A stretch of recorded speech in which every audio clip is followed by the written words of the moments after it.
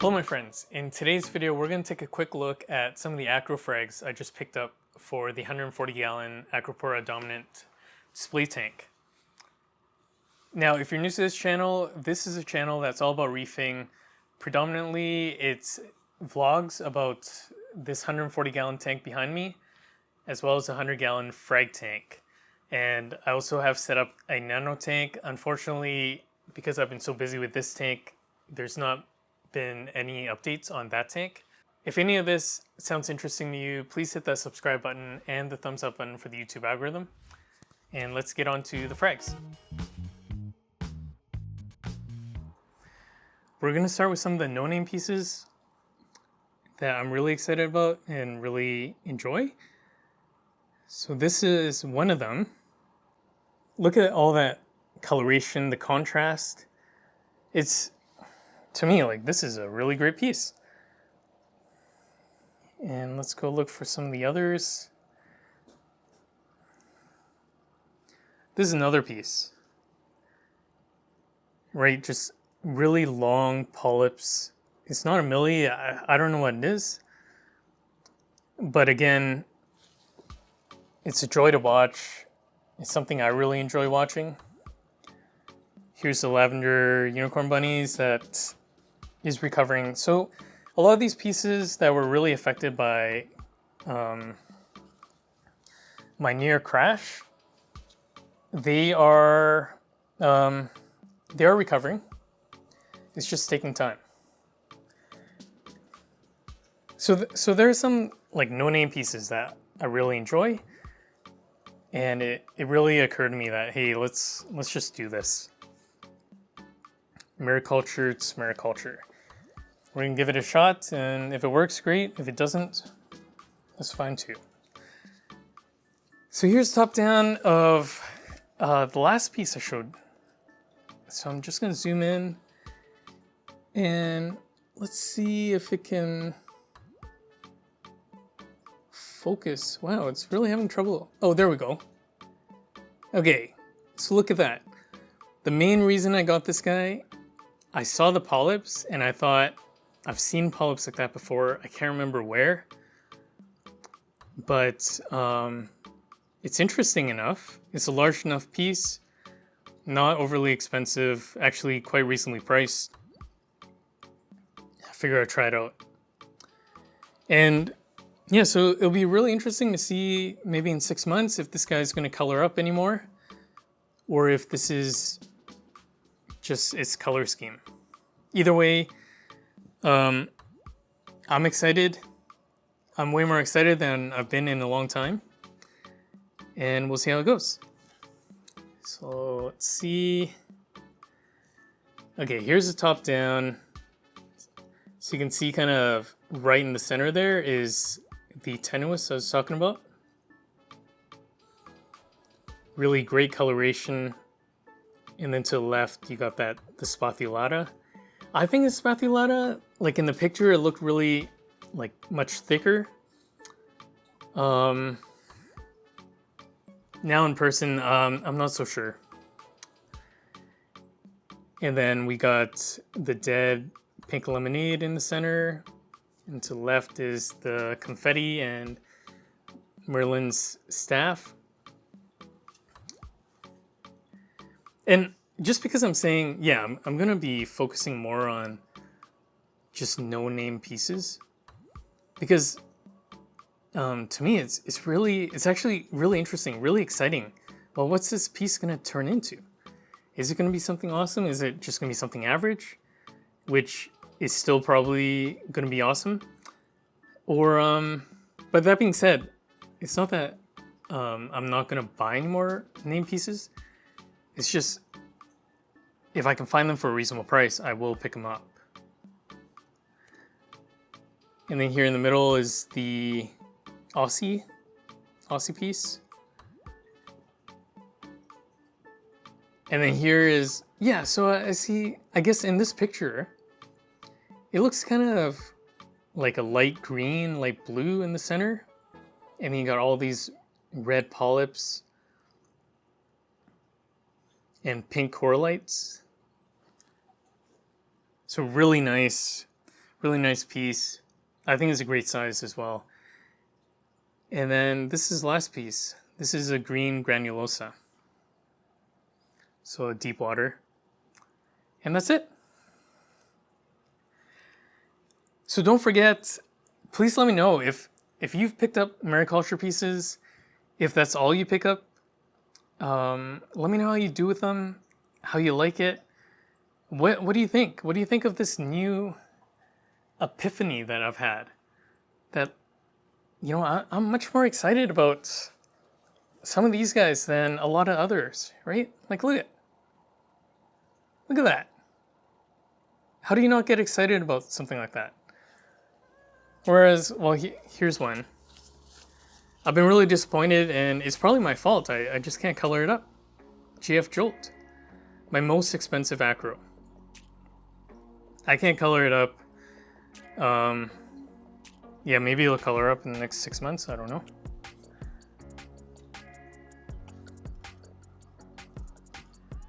But I'm very happy with this. I'm very happy with the haul because what I paid for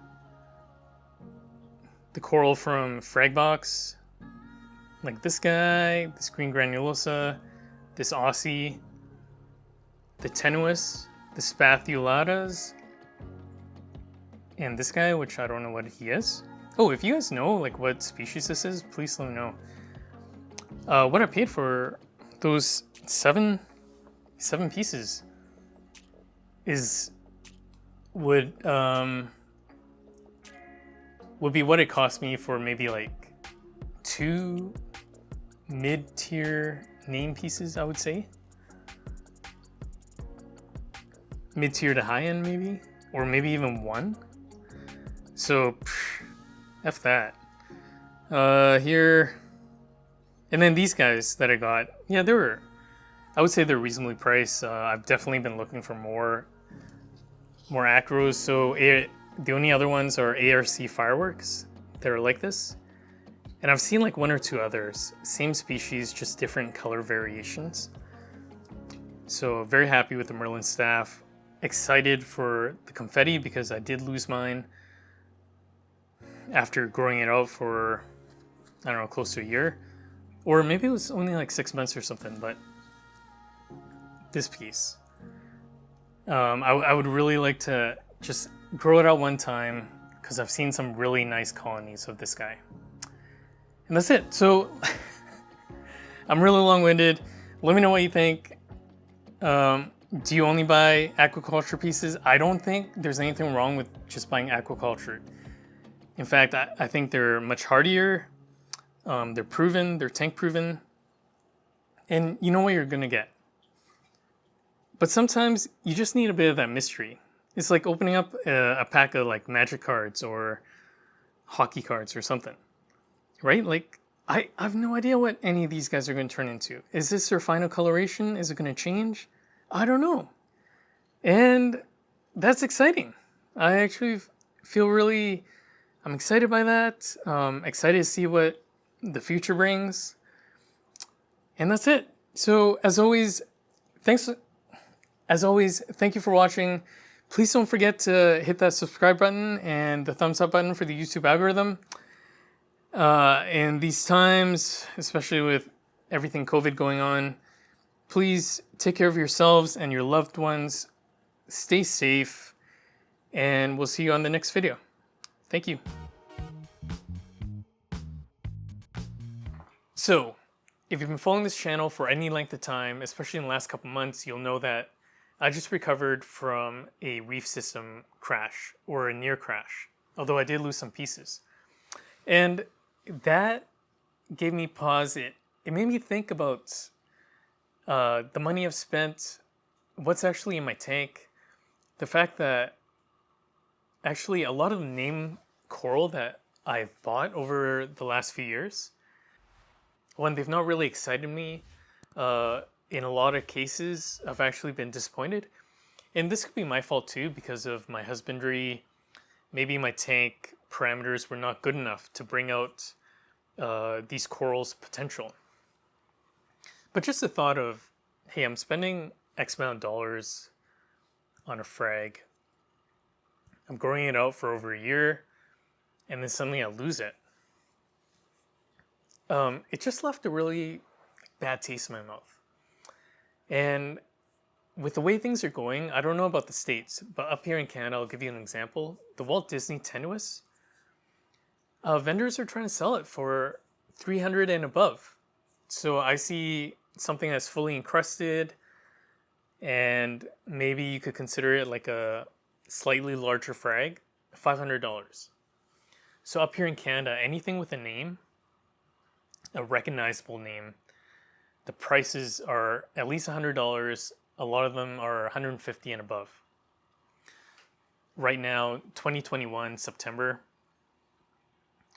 And so I'm thinking about all this, and it just dawned on me that most of the pieces that I'm excited about in this tank, they are no-name pieces. Like, yeah, you know, sometimes whoever I'm buying it from, they've got a name for it, but you can tell right away it's not like an established name. So this is not, it's not like a Walt Disney or Home Wrecker or anything like that. So I'll show you some of the pieces, but I call them whatever name the person I bought them from called them. So whether it's like Fruit Splash, like there's some that are clearly misnamed. I bought one that's a pearlberry, and it turned out to be some like purple tip acro that I love. And once that dawned on me, another thing that's funny as well, although I kind of heard this after I bought all these frags, this was actually mentioned by Jake Adams. These coral farmers out in Indonesia or whatever country they're from, they're not farming ugly coral. Like, they're not just taking a piece of coral that's brown, that's ugly, and just farming it just because. So whatever we see, even if it may be brown in the picture or something, there's potential there. It may not be the best potential, but there is potential. And I thought that was really interesting because when I received these frags, and I got them from Fragbox up here in Canada, when I received them, I could clearly see either barnacles on them, or in this one case, which I'll show you, it's clearly grown on this like concrete tile, concrete disc that's obviously from the ocean. And in fact, it came with like a little plastic like tag that was actually planted into the concrete. I cut it, and you can still see a bit of that plastic sticking out. So I'm seeing barnacles, which to me, whenever I see barnacles, I think maricultured or coming directly from the ocean. And it dawned on me, hey, you know, these are mariculture pieces, and based on my reading, maricultured is supposed to be hard. A lot of them don't live and stuff. However, the bag showed up without a heat pack, so the box was cold. However, it must have been warm enough still that the acros were okay. All the bag water was clear. Temperature acclimated them. Then I dipped them in the 2 dips that I use, and then stuck them in the tank. And they're all doing fine. There was only one that I thought might not make it, and it was an Aussie one. They called it something like Aussie Thunder. I have no idea what it is. It was super pale. I thought for sure it was just going to RTN. But it stuck around, and it's still really pale, so I don't know, maybe that's just the way it's colored. Hopefully it becomes something. So while we're here, please let me know in the comments what you think, how you feel about the named acros that are coming out, as well as the mariculture pieces. I think unfortunately we're at a point now where I like the classics, the real classics that have their names established, Pearlberry, Pink Lemonade. But we're also seeing a lot of pieces that are just coming out maricultured. A store may keep it for 6 months to a year, watch its colors kind of change a little bit, throw a name on it, and sell it for $200-300. And you'll see one of the pieces I bought that I'm really excited about is a tenuous. The coloration is really nice, and I actually got it for a smoking price. I've seen something similar coming out from another Canadian site, He obviously just picked up a bunch of tenuises, he colored them up for I don't know how long. But I would say comparable piece selling on this Canadian site is probably 2.5 to maybe 4 times the price of what I paid. So anyways, let me know what you think. Do you take a chance on mariculture? I haven't really done so. I assume the Aussies do that all the time. In fact, not mariculture, but directly from the reef. In my case, yeah, I was just tired. I didn't want to pay X amount of dollars for a dinky half-inch frag that's obviously overpriced. Have to sit around and watch it grow. So from Fragbox, I mean, there were some pieces that they look pretty big. When I see them in person, maybe they're a bit smaller than I thought, but they're kind of like large frag or mini colony. And I also picked up pieces that I'd never grown before. And I'd always want to try Spathulata. And there's this green granulosa, and well, it's a granulosa, so I just want to grow it.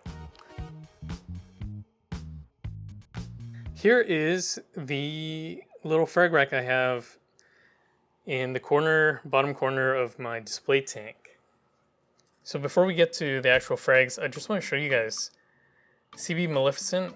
It's colored back up, great polyp extension, great polyp coloration.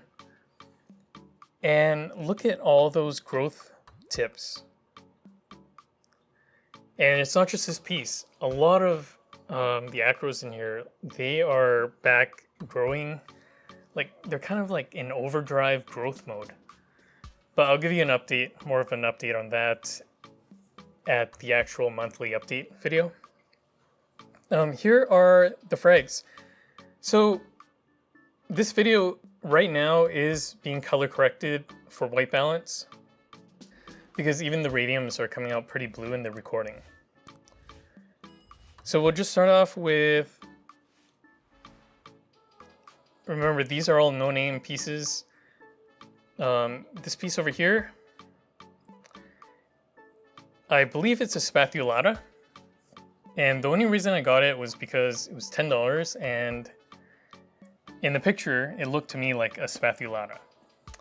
And I've always wanted to try one. I've heard they're difficult, so we'll see how it goes. Even though they're difficult, it must be pretty hardy, and maybe it's just a milli, I'm not sure. Like I said, like I mentioned, all of these pieces, they went through the double dip, except for the 3 that I got from the other vendor, and that was only because I could tell right away the pink lemonade was in trouble. So I didn't bother dipping it. I just examined the frags really closely and they look fine. But with mariculture, yeah, I'm dipping.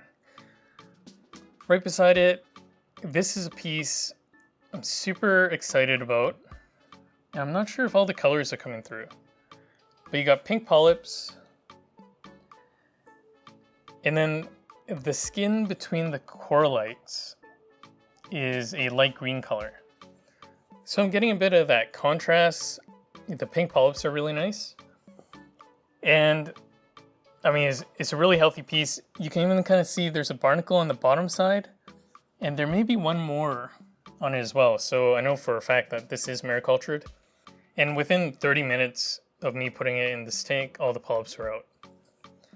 So really healthy. In the back there, I'm pretty sure it's the same Spathulata as this guy. That was a freebie. So in the front, I finally managed to replace, at least I hope this is, Vivid's Confetti. So, I mean, the coloration is just off. The guy told me it's just been under really not the best light.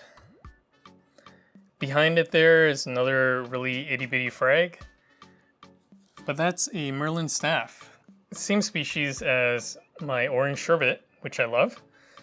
So I'm going to put it up there on the same shelf with the orange sherbet, and they can kind of grow into each other and do their thing. So here's the unfortunate pink lemonade. This is the Aussie piece. And it took a while. I think it took like a day for its polyps to come out. And it's got more color than it did when it first showed up. It was cream to white color. I thought it was a goner. But he's doing fine now. I can see the base is, in fact, coming back and starting to base out a little bit. So it's good size. He's got 4 pieces, 4 branches. No barnacles on that guy. And then this piece. So he's got at least 1 barnacle. I think this guy may have 3 or 4 actually. It's kind of hard to see. I will show you guys a top-down shot after. But he's got red polyps. In the picture, it looked like blue skin, and then kind of pinkish red growth tips and red polyps. In reality, I would say the skin color is like a light green. But the pink, yeah, it's got the pink and then the red polyps. So I think it's a really nice piece. I'm actually quite excited about it. And this last piece is probably the biggest.